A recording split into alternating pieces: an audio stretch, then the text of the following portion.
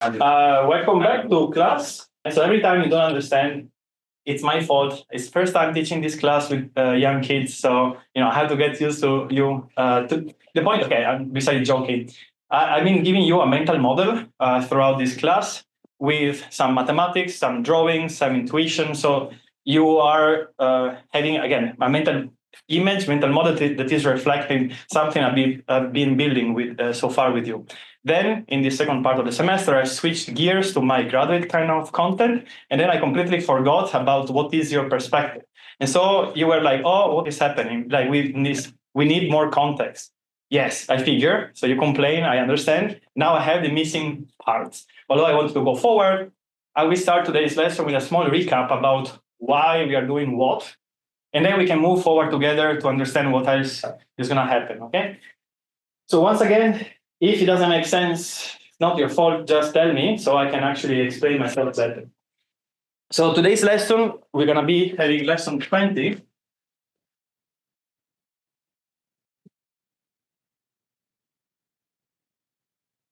Which is about understanding what we are trying to do with these neural nets, which is going to be learning the feature vector.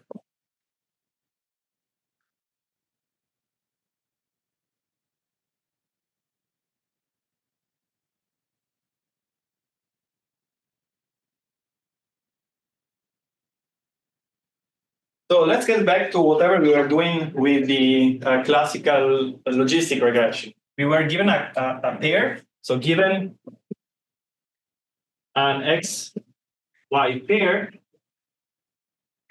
how were we performing classification? How do we perform supervised learning for like classification, multi-class classification? So we have an x-y pair, then what? Transform it to x. Right, so we have to compute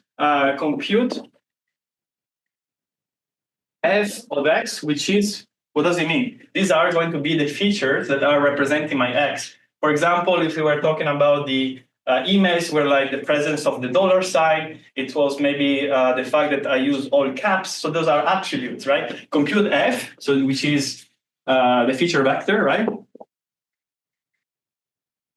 Feature vector, which has some attributes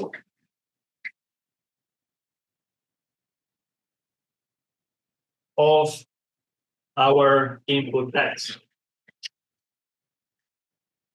All right, next, what we were doing, let's say we are doing multi-class classification. To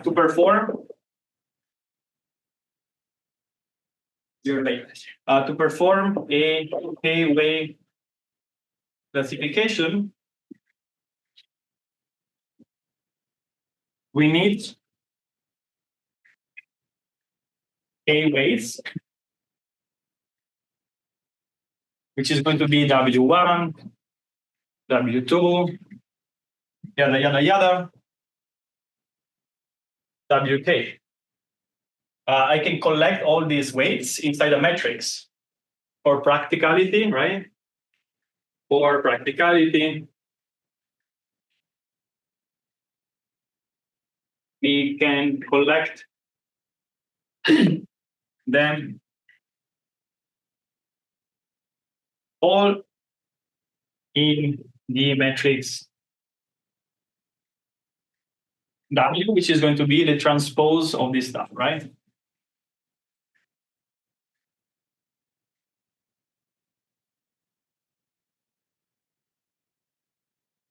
So W is going to be all those horizontal weights. Then I can compute what? Finally? Transpose.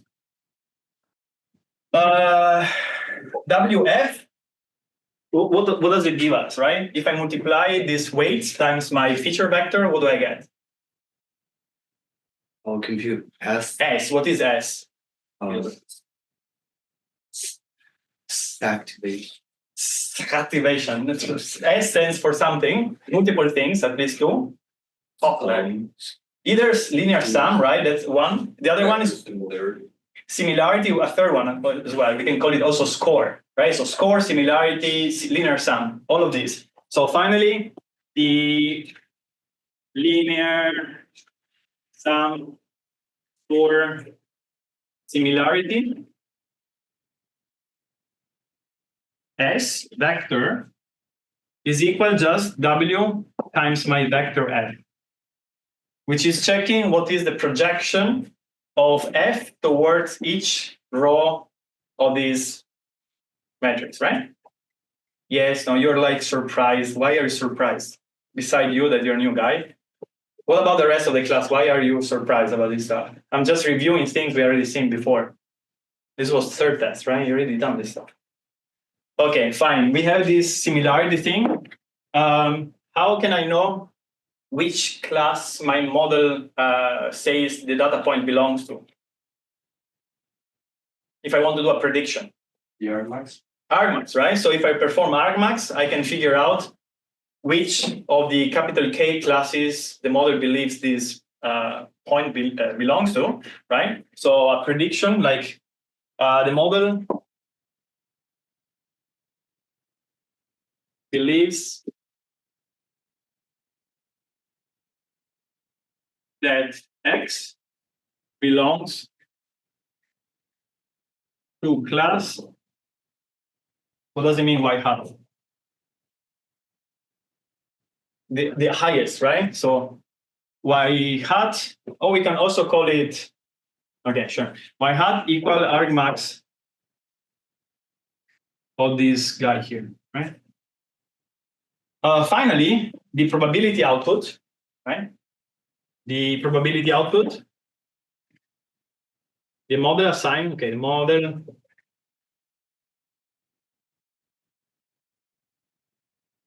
probability for y is, so we have a vector, which we call it y tilde, which is going to be the probability that y equal 1 even x, blah, blah, blah, probability that y equal capital K even x, blah, blah, blah, blah. This one comes out from which function? Okay, amazing, right? So argmax is going to be the hard one, just to figure out which one it belongs to. This one is going to be the soft version where I see how much the model thinks that temple X belongs to each of those K classes, right? So this is our argmax of S, which is, we know, right? We have the exponentiated version of S divided by sum or K equals 1 to K of the exponential of S, okay, right? Okay, so this is recap, right? So we already know about this. And here we just been training a single vector W, and then we are somehow given this F. We have not computed, right? We don't know where this F comes from. Someone told us, or maybe count how many times the word dollars appear. Maybe there is my name in the email, or count the number of loops in the digit you're looking at, or look at whatever pixel X, Y is going to be on or off. Now, the point of using these deep networks is actually to learn this feature. So what is going to be the diagram for this guy here? So the diagram here is going to be the following. I have my F, then it goes inside a W, goes inside this soft argmax. This stuff comes up with a y tilde, which I compare with a cost with my y. What cost are we using when we are using this soft argmax? Cross entropy cost. So we have that our cost for y and y tilde is going to be the cross entropy between y and y tilde. Okay. So this is our circuit so far. Now we have to figure out where this F comes from. And so this is going to be deep learning. Backpropagation comes into helping us here. And so we have that. A neural network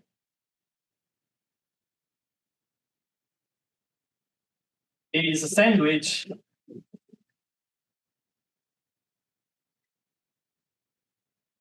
of linear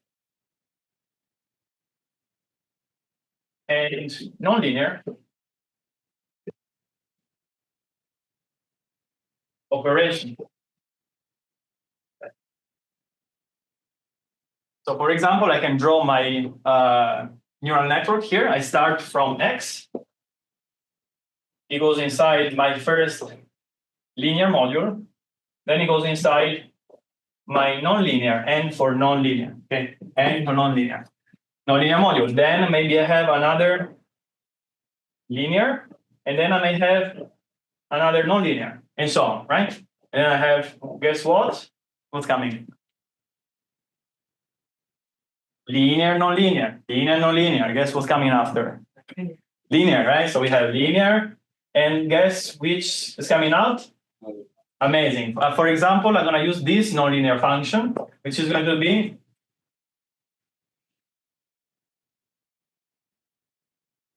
what is the output of this guy here? Y tilde. Amazing. What do we do with Y tilde? We compare it against Y. Amazing. All right, so this is going to be our architecture. This part here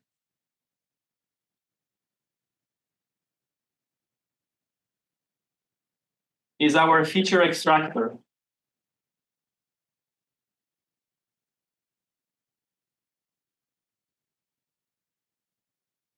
And this guy over here is our linear classifier. So this stuff here is the classical linear classifier, the one that we have been looking at, where we divide our space with lines, and then we basically figure out whether you are aligned with our vector or not. So this is the one we were using so far, but it is not capable of handling a kind of this scenario. So this is going to be my X space. I have X1 here, I have X2 here. So maybe I have this one. I have this one. And I have this one. Okay, so we would like to figure out how to split this space in three. But if I use just a linear classifier, how can I split this? What do I have? What are the decision boundaries for a linear classifier, the stuff that we've been seeing so far? Just lines, right? Remember the multiclass perceptron? So if I just apply this guy here, it's going to be trying to do something like that, and splitting this in three parts. But as you can see, those things, those data points are overlapping my decision boundary. So this is not good. So how do we fix this? Well, yeah. You have to add more dimensions.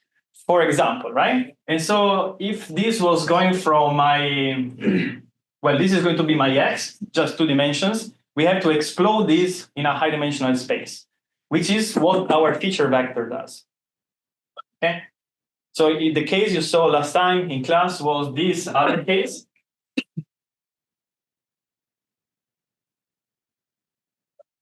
You can pull this point out from the board, we go in a 3rd dimension, and then we can cut with a plane in straight. Here, how do we pull things out? I don't know, it's weird. Maybe I don't know how to pull things out here very easily, right? So here I knew I could have constructed a feature vector. So in this case, I can do by hand. Feature vector of X vector was going to be X1, X2, then I have X1 squared plus X2 squared. So in this case, yes, I know how to construct mathematically my feature vector such that the things outside will actually come up. This 3rd component, the F3, will allow me to get these points coming out, right? F3, this is F3, we understand, right? This is going to be F1, F2, F3 vector. F1 equal X1, F2 equal X2, F3 equal X1 squared plus X2 squared. You're very quiet today. What's going on?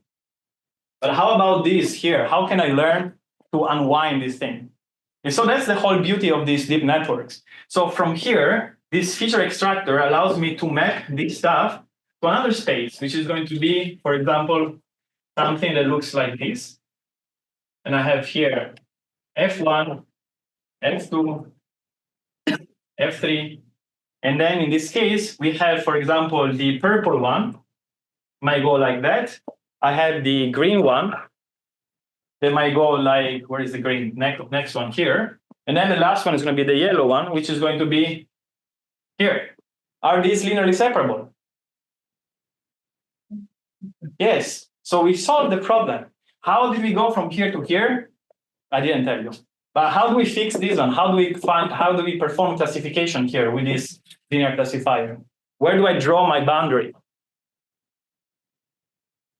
Like with the axis. Like with the axis, right? So more or less I can do something like that, something like this, something like this. And now I can basically split these ones.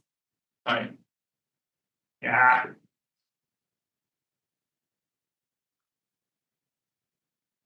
I can split these in 3 different regions that are not overlapped. Okay. So what's in here?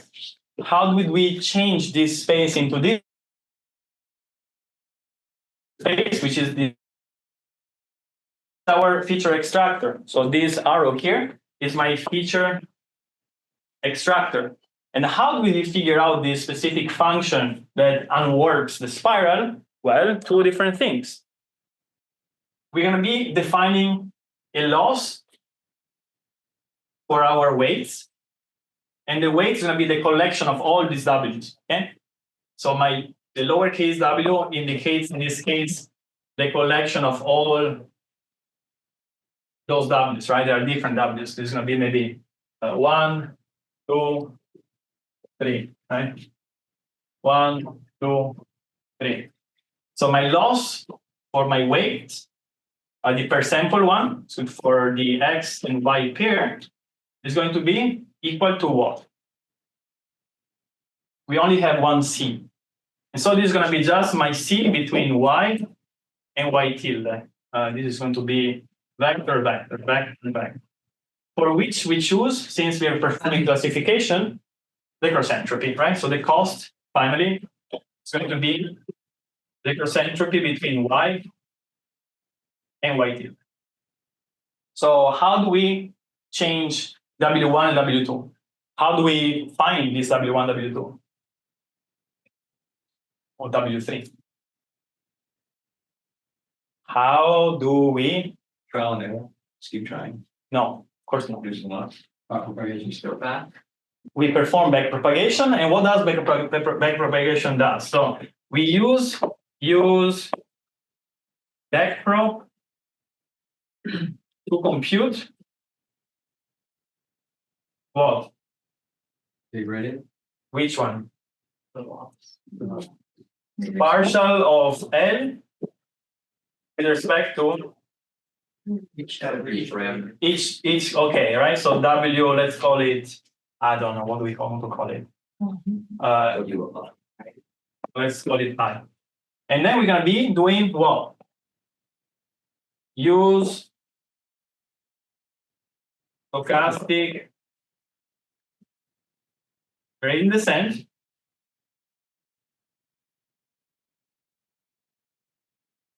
to what? To do what?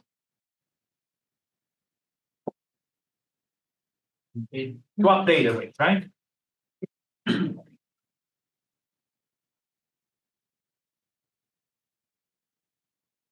And so we're going to be having that Wi becomes Wi minus eta partial of L with respect to that specific Wi. Okay? Why is that the stochastic? Because we are considering the per sample loss. So this is my per sample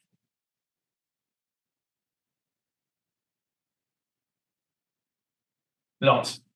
if you would consider the calligraphic L, which is the average across all the data set, that would be gradient descent, or also called batch gradient descent.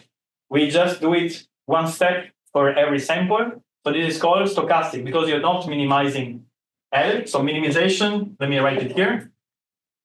Minimizing the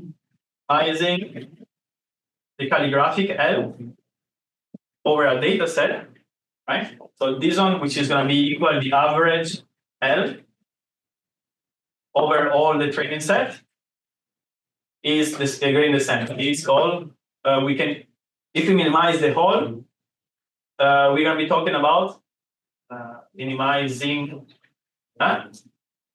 with gradient descent. If we minimize, okay, so if you want to minimize the loss for the whole data set, right? So this is called gradient descent. If you just follow a single L, a single sample, that's stochastic. It's not the true, it's going to be just one. This is the full average. This is just for one sample. Minimizing, if we minimize L, then it's stochastic gradient descent. All right. So this is the, I guess, missing part from last lesson to understand what we are doing, right? And so I made a video for you that is showing you how my feature extractor does what it does. Okay, so I'm going to be showing you the feature vector here. So this is going to be my feature vector in whatever number of space. In my specific case, the architecture I use is going to be the following. Let me actually first summarize this diagram here. So I can just represent it with two simple modules, the red one and the blue one, right? So my high-level module, like another representation for this model, a higher level representation for the above model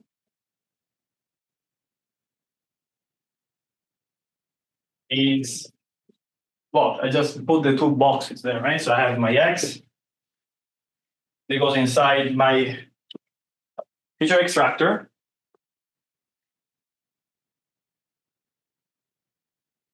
It goes inside the linear classifier.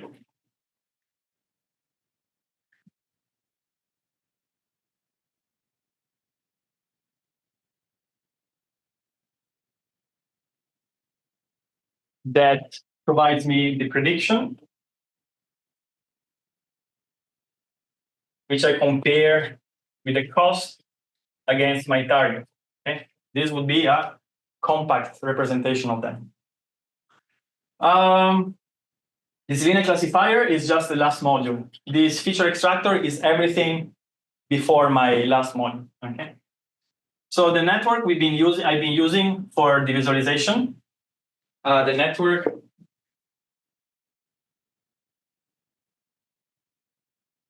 I'm showing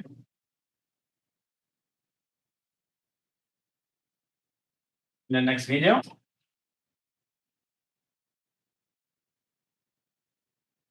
Has the following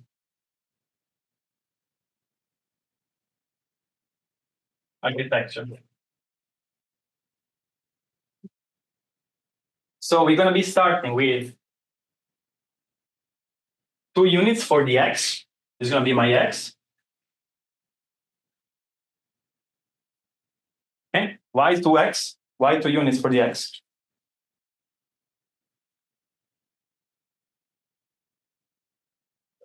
Why features?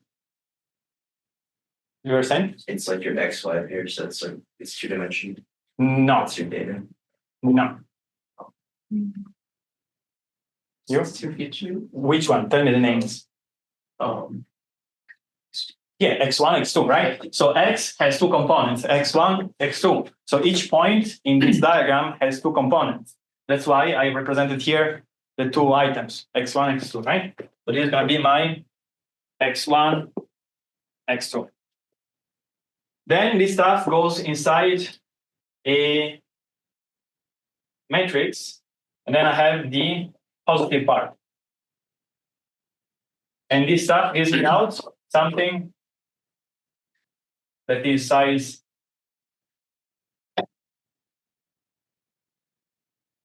100. Okay. Afterwards, after having these 100 positive features, so all of these features, like this one, right? F1, F2, F3, or these things here, they're all positive numbers because I deleted all the negative numbers.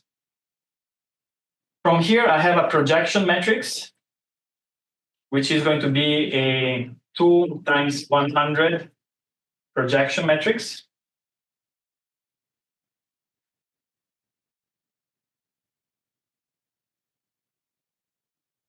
Such that I can display something for you on the screen. So these are going to be my two-dimensional embedding. This is E.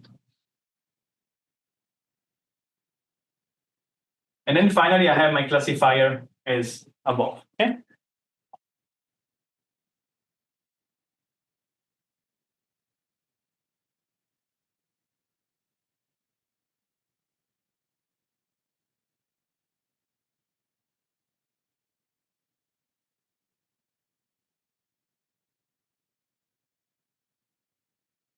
Questions? Yes. So we understand that we're going from two, I guess, like sources of information, the two dimensions of X.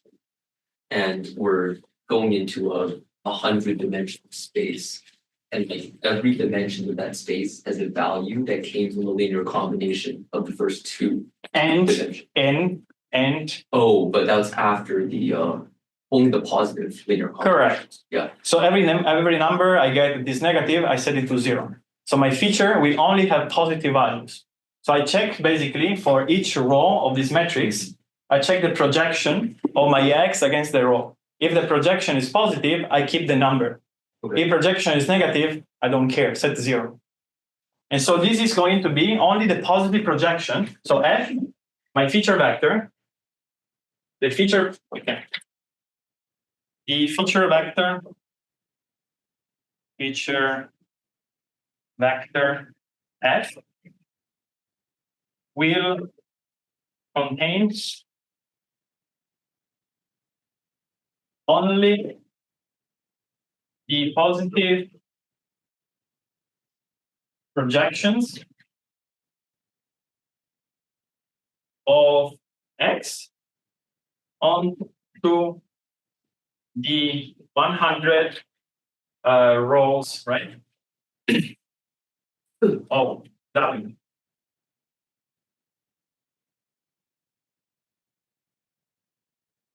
That makes sense. That's our choice for feature. Then when we get into the embedding space, the 100-dimensional space is called the embedding space. No, the 100-dimensional space is going to be my feature vector space, my feature space. I have 100 features, positive features. How many features? I don't know. The better, the larger, the better. Okay. You can try this with the notebooks. You can try different sizes of feature vectors. You can see which one works the best. I really recommend to run this notebook and try to change. Just try everything, right? Try feature vector 2, 4, 8, 16, 32, 64 until you go up to 100, whatever. And then you're going to be seeing how the performance changes. It should just always be larger than the what's that, original space. It has really to be a couple of order magnitude larger. So whenever you're going to high-dimensional space, things can be moved. I can unwarp this spiral. If I don't go to a 100-dimensional space, it's harder for the system to unwarp it and make it linearly separable. The higher the intermediate space, this feature space, and the more flexibility the model has to pull things apart. The lower the hidden representation, this feature space, and the harder the model has to fight to get it to move it. So this is the fighting part, right? So this stuff is how you change weights. You change weight by following the gradients. These gradients are very nice if you have a high-dimensional space. If you have a low-dimensional space, these gradients are horrible, and everything just doesn't really move, doesn't really change. You can try, like physically, run a notebook, try different dimension for the feature size, for the feature vector, and see how the optimization, the learning procedure changes. Okay. So finally, what is this video about? I'm going to be showing you in the video. The video shows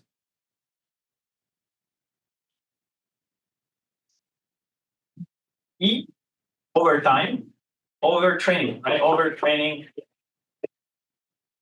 epochs. At the beginning, how do we, so we have to initialize all these W with some values. These networks are usually initialized with very tiny little weights. So what happens if I multiply my X points by tiny little weights? What's going to be my feature vector? If you have a matrix with tiny little numbers, and you multiply your input with a matrix with tiny little number, what you're going to get in the output? Zero. Yes, something very tiny, right? So at the beginning, what do we notice? What will we notice? At the beginning, we expect at the beginning, we expect E to be right. Why? Because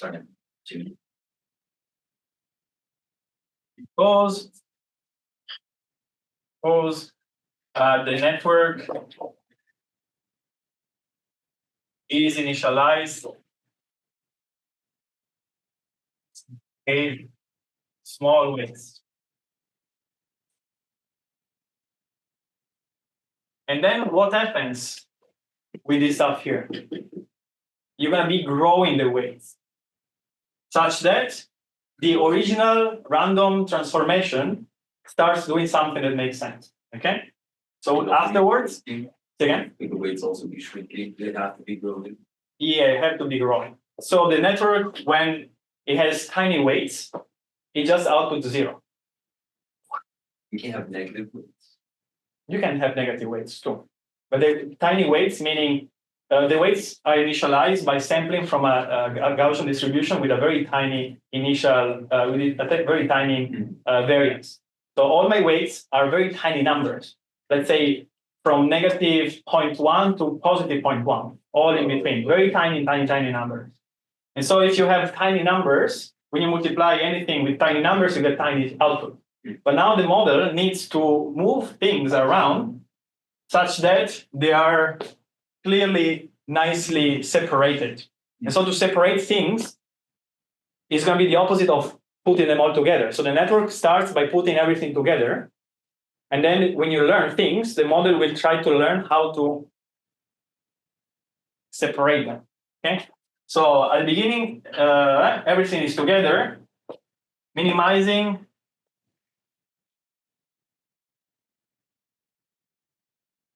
L makes the weight grow. So such that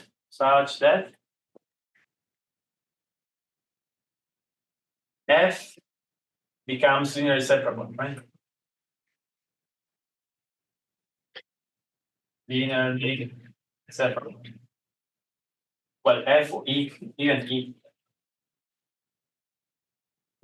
How do we get the E from the project matrix? I get here, I have my feature, I multiply by a matrix size 2 times 100. So I just multiply by a matrix that has 2 rows. So all these 100 dimensions get projected down to 2. Just random metrics at the beginning. And then the model learns how to use it, how to align it with the actual direction of maximum variance, if you want the full explanation. Yeah. Vector again. E vector is here. So I need to plot things on the screen. I cannot plot 100 dimension on the screen. I can only plot 2. It's 2-dimensional canvas. Oh, that's like the output at the end, the 2-dimensional output. This is going to be a 2-dimensional output before sending it through my linear classifier. And so if my linear classifier needs to linearly separate those E's, also E's need to be linearly separable. Yeah. So the model will force these 2D points to be linearly separable. But it can only do that projecting these features from 100 dimensions down to 2. So first, it moves these points in a 100-dimensional space such that everything is nice and far. And then once everything is very nicely placed in a 100-dimensional space, you can just push it back on this 2-dimensional space. And now everything is just light, very separate. Let me show you the video. Oh, hello.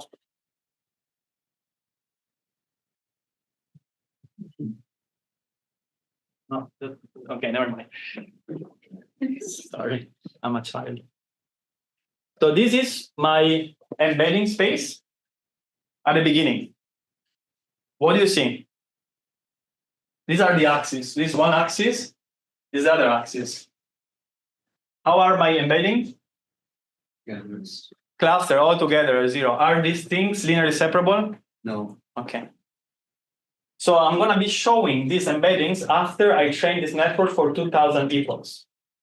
You can see here the counter. This is epoch 0. And I will grow up to epoch 200.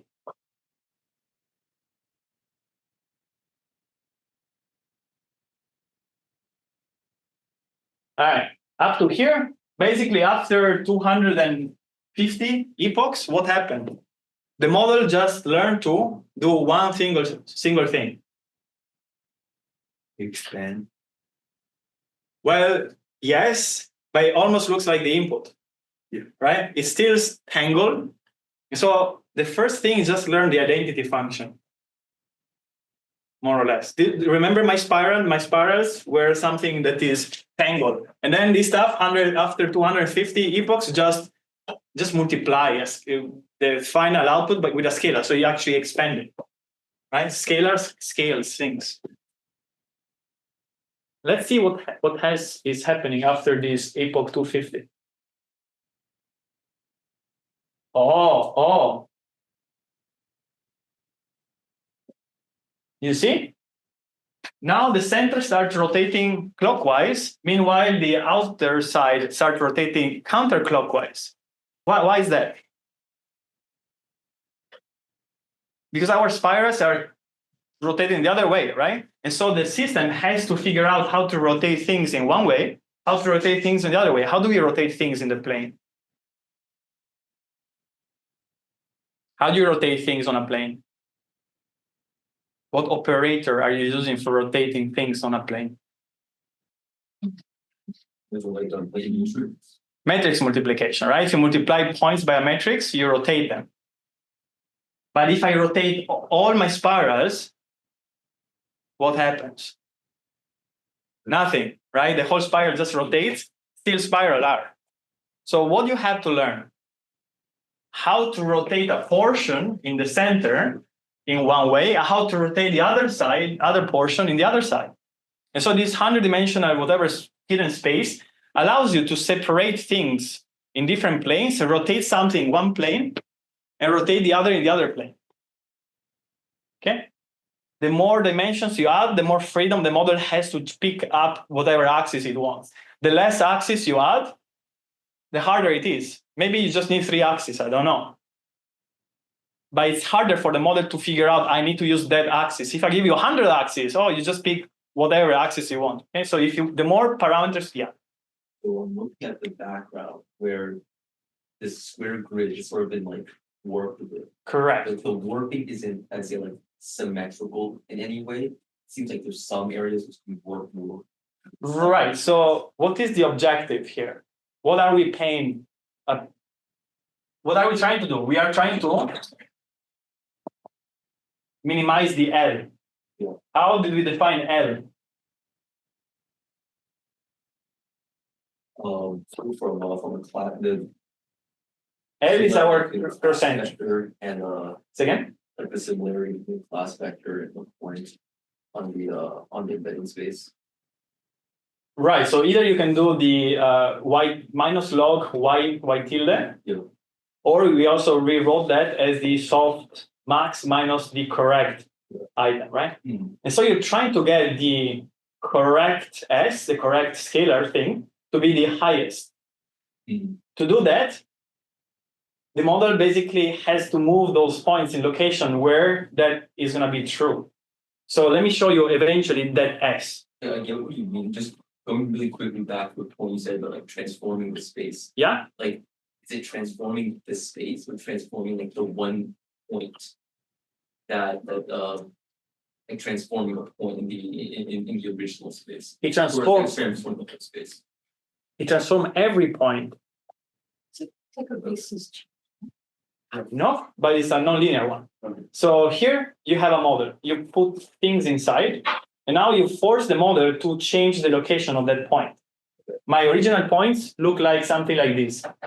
If they are like this, the softmax is much larger than the correct class. So how do I make sure the correct class is getting as large as the softmax or the maximum? Well, I need to align all these points to what? Okay, this is actually a good question. Thank you for the question. I have a question for you. How do you, okay, let me write it here. I didn't even plan this one, but that was a very good question. So I can actually improve my lessons. So let's figure out what is the loss for the multi-class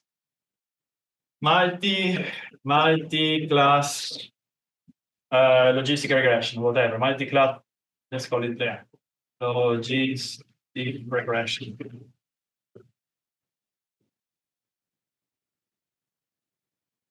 We have the loss for my weights, X and Y, equal to what? We have soft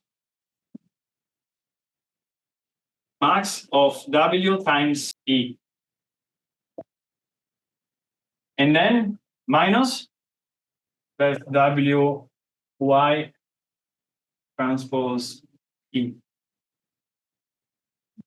Correct. Yeah, sorry, my bad. Now it's correct. And this stuff is going to be always larger than 0. How do you get to minimize this subtraction? So this is going to be all these products, right? This is going to be the product with the first weight, product with the second weight, product with the third weight, and so on, right? So this thing here is going to be the vector of W1 times E, W2 times E, until the last one, WK times E, right? This stuff inside here. And then the soft max, just pretend it's written max, right? So what does it mean, max of this one? So these are vectors, these things that are pointed in so what is the dimension of these vectors? Okay, no, hold on, he got lost. What is vectors here? I'm doing inner product. Go by E. What is the size of this vector? The size. Correct. Yeah, And E, what is E? Okay. That's wrong. Thank you. Let's try again. Maybe size 2. E is 2, right? Of course it's 2. E are these things I showed you before here, right?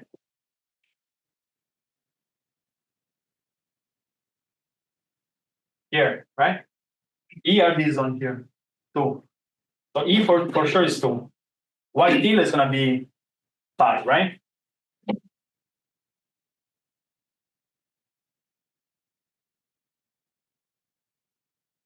Yes, here, so far? E has to be. Hold on, one second.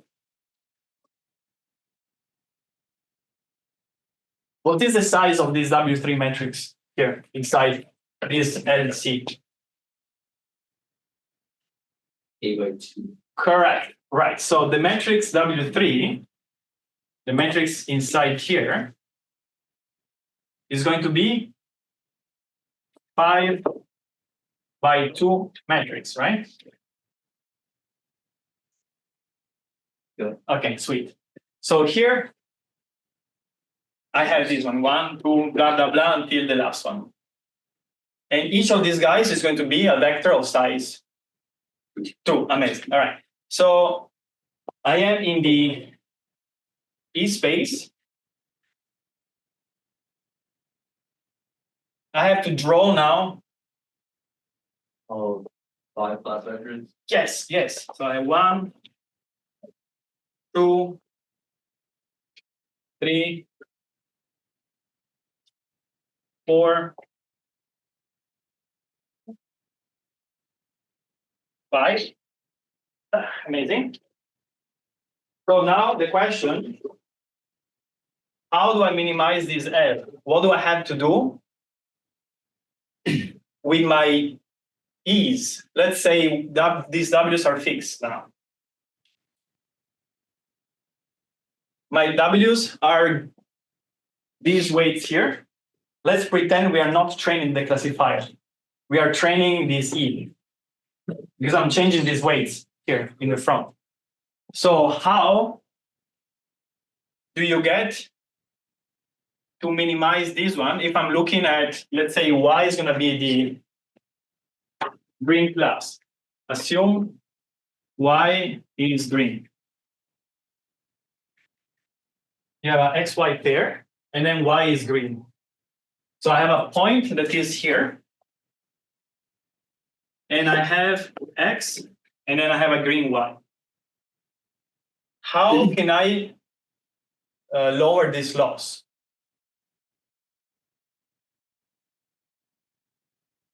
You have to move that point. Yes, where? Somewhere Where? on like, let's code in your with the green class vector. Correct. I had to make it align with a green vector. Yeah. So if I move this point here, now this is aligned with this one, and I can classify. I move it. But then other points have to go different directions. Maybe this point here has to go here. Maybe this point here has to go here. Okay? So whenever we are learning the feature, you're learning to move points around. So when you're moving that one green point, right? Yeah. You're not just moving that one point, you transform the whole space Well, to that one point. Yes, because these networks are smooth functions. So, and now actually is a very good point. If I have a very tiny network and my feature space is very tiny, let's say I want to bring this chair here. I bring this chair here, but it's not happening this.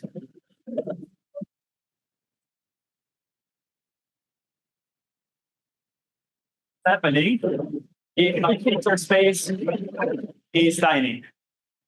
I move this one, but what you said, it's true. Everything just comes back. Right. Everything drops exactly the point. Very good. So in this case, F was tiny, 10 dimensional.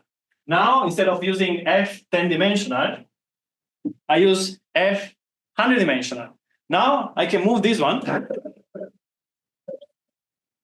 I can move this one. And they stay very far. They don't drive themselves together. So the more F's, the more large the F is, the more freedom you have to move things around. The smaller the F, the more when you pull something, everything just follows back. And so the network is like very, very confused. Like it doesn't know how to do what you asked it to do because everything moves together. Why is the case? Because if you just do a matrix multiplication to rotate the space, everything rotates. So linear operations are global operations. Mm-hmm. How do you make a linear operation less global? Then we add nonlinearities. But then if you don't increase the dimensions, everything is still like going 30, like everything goes like together. Instead, the super cool thing is that we kind of not really understand very well is the fact that whenever you have a high dimensional space, things becomes very separated, very loose. And so if things are loose, you can move them, no problem. So this is a major point here. Although there is other stuff appearing, I don't like it. Okay. All right, so I haven't finished playing the video. I even haven't started teaching today's lesson, but it doesn't matter.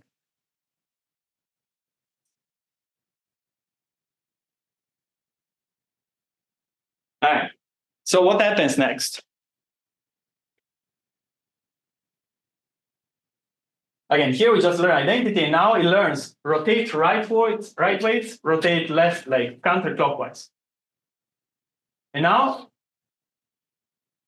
boom, it just did what I said it was going to do. It was bringing points such that they are what?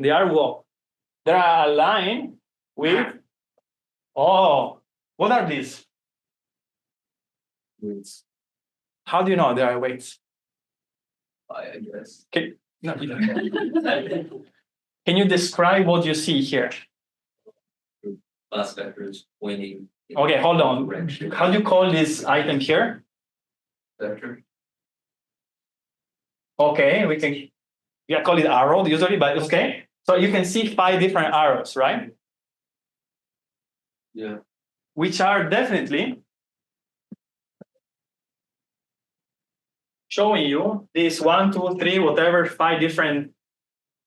Is it decision boundary? What's the decision boundary? So is decision boundary after the separator lines that split the colors instead of the. So this, okay, you're asking about these things here, right? Yeah. So these are called decision boundaries. Okay. The decision boundaries are what separates different regions. How did I compute those separations? It's like equidistant points between No, the no, no. vectors you're asking. It's here.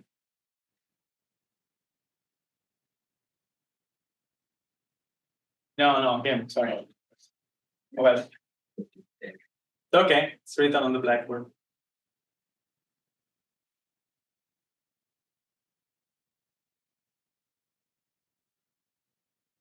I just thought it was like between two weight vectors, it's like the line that bisects them. Correct. If you have 2 classes, then you have single vector, and the single vector has a plane that is orthogonal, that is binary classification. Yeah. Then we move to multiclass classification, where you have capital K different weights.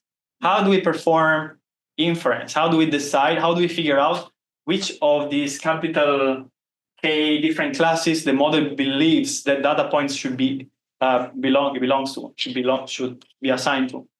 Like, is it not just the argmax? Oh yeah, it is the argmax. Yeah, of the point with the class vector, Yes. or like just the matrix of all the class vectors. Yeah, right? So if you compute the argmax of this vector, it's going to tell you which one has the largest inner product, which is exactly what the color here represents. That's how I compute it. If you check the source code, you should check the source code of this stuff. The argmax of so here I have every point starting from here to down here. So it's going to be like all possible X and Y coordinates. I compute the score. I compute the multiplication between all of these, right? So I have a list of, 10,000 points that are all the points from here, like whatever, 0, 0, 1, 0, 2, 0, 3, 0, then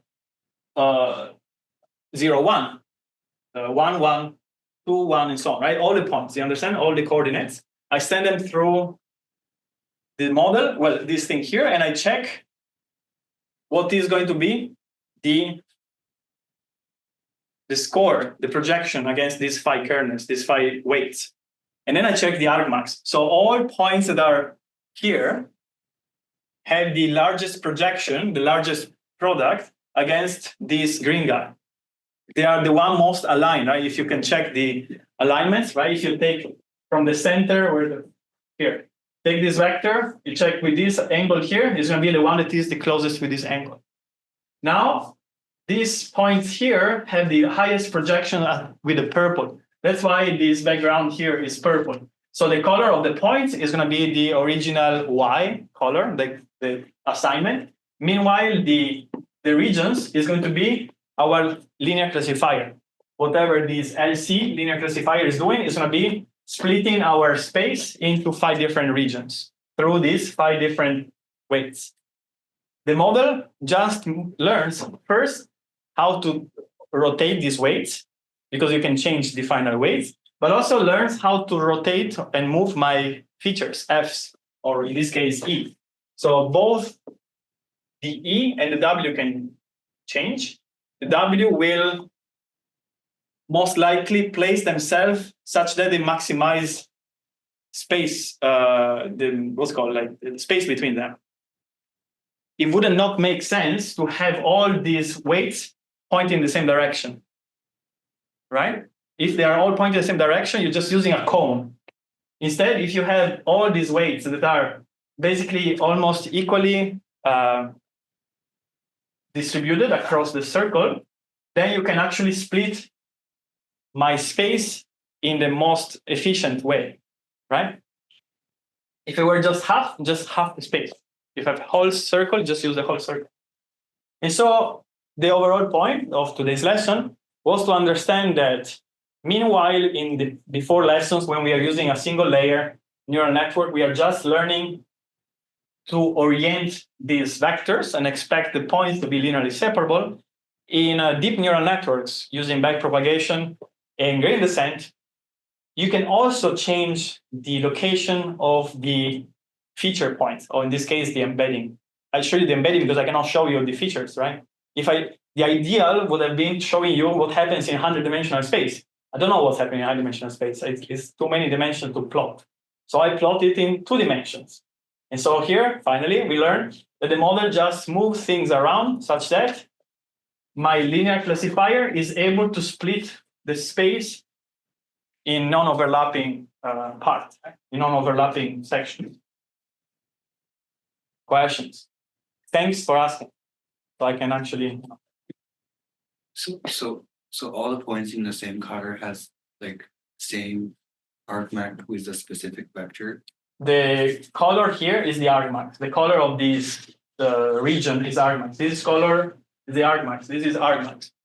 The color of the points are my y, my data points. So each point here represents 3 numbers: the original x1, the original x2, and then the y, the target. In this case, this was a yellow point, so it belongs to class yellow. I don't know the coordinate of this one.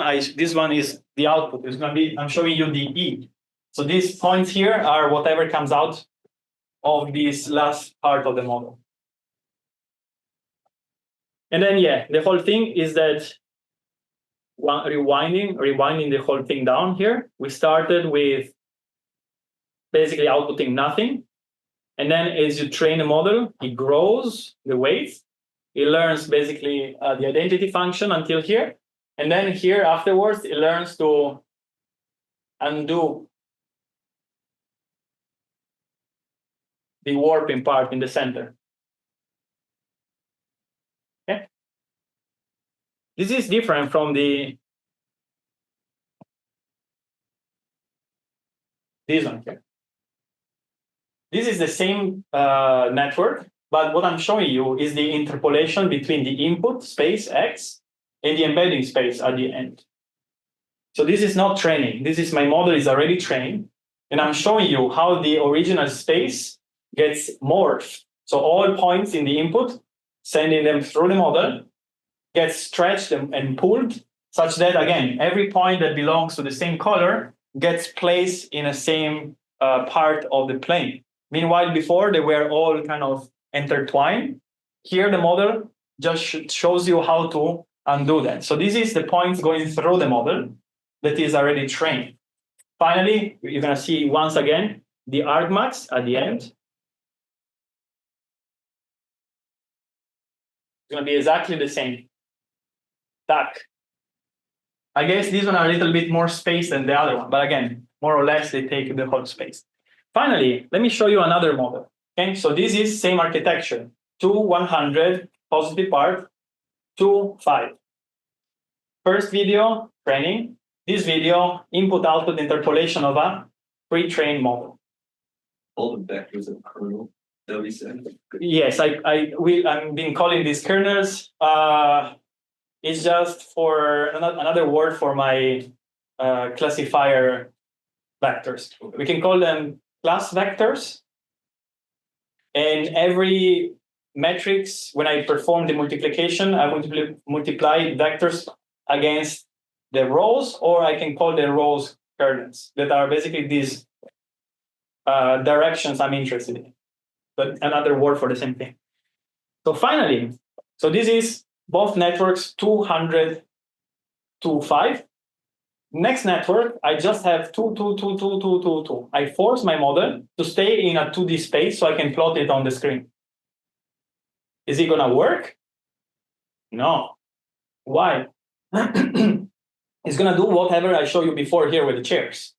If I don't go in a high dimensional space, what happens is that everything just gets stuck together. So let me show you this one. So this is the architecture. A slightly wrong notation, but again, my input, then I have some output here, like I have 1, 2, 3, 4 activations layers. Then I have my final embedding, so I can display. And then in this case, only three classes. This is wrong symbols. This would be y tilde, the soft arguments. So what happens is that my model, oh, what happened here? Can you see what happens? How was the previous animation compared to this animation? Or how is this animation compared to the previous one? Transform. Second? There's just like nothing happening. Oh, well, things are happening. We're repeating the wrong way. Oh, The other one is like smooth. Yes, the previous was smooth. This one is like chunky. Guess what? These chunky transformations are linear transformations. And so what you see here is a piecewise linear transformation. I have this global rotation that are applied to specific regions. And when you do that, in order to make something linear separable, the model has to pull like super hard. And as you can see, if you pull super hard, things start growing too much. And see, even the data points, you can see the separated points. Even here, it really pulls super hard. These weights are super large. This is so bad model. And as you can see, all the space is like completely, skewed.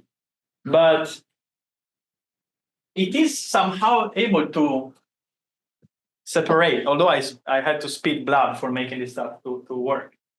So this kind of worked. Oh, what happened? Why is... All right. Let me show you what each module does. So the first one is going to be a linear transformation. Second one is going to be positive part, so it kills the negative things. Then I have another linear transformation. Then it's going to be killing the negative stuff. Then I have another linear transformation. This one is so large, the weights are so large. And then here I almost kill everything down. Here, huge linear transformation. So this is like towards the end.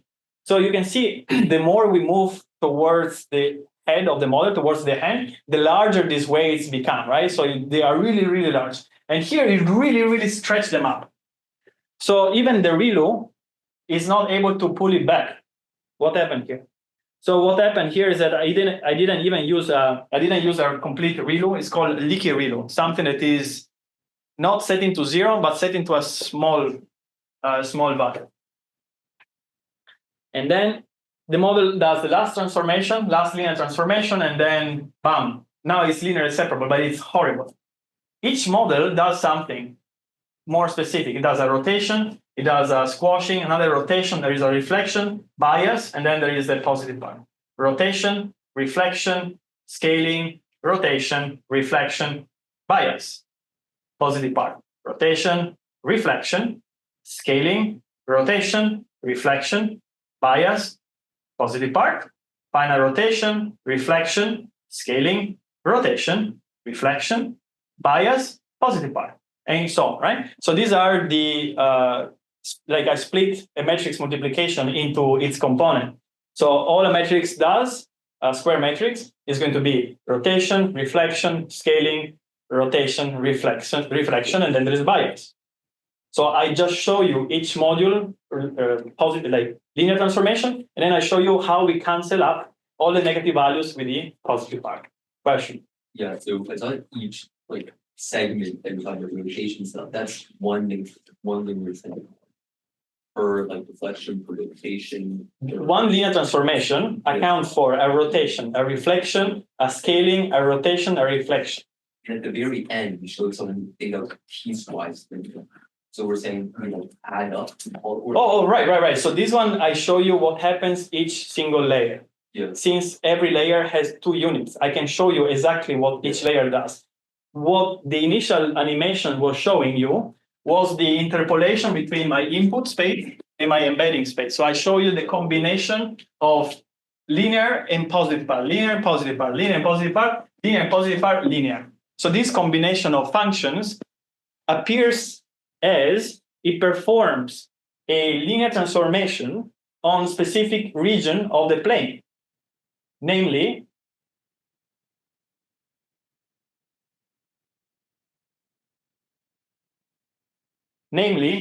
this region here undergoes one linear transformation. This region here undergoes a second. Here undergoes a second linear transformation, and so on. So whenever you have a network that is made of positive parts and linear functions, you're performing piecewise linear transformation of the input space. Here you can clearly see this because I have very tiny hidden layer. All the hidden layers are very, very tiny. And so it has this very dramatic effect. But then if I explode this in a high dimensional space, the number of regions that I can draw increase dramatically. And so it appears as it's a smooth transformation. It's not. It's still the same, piecewise linear. But it has so many tiny splitting, falling points, falling lines. And so it appears as it is smooth. It's not smooth. Amazing. So today was recap lesson. We said that we need to go to make it work nicely in a high dimensional space. So guess what happens if we are going to be inputting to this model not 2-dimensional points, but 1 megapixel images? How can I go in a high dimensional space if I already start with 1 million points? Is like 1 point of 1 million components. I have to go to what? Billions of hidden space? How many computation is that? Too many. So next lesson, we're going to be going in the future, 1990s, and figure out how Yann LeCun became famous because he was smart about what he did, when he did. Because he had hardware that sucked, he had no GPUs, he had no data, so he had to be smart. Because if you don't have resources, then you have to be mindful and figure out tricks. So this is going to be the next lesson. Thank you so much for listening. Bye-bye.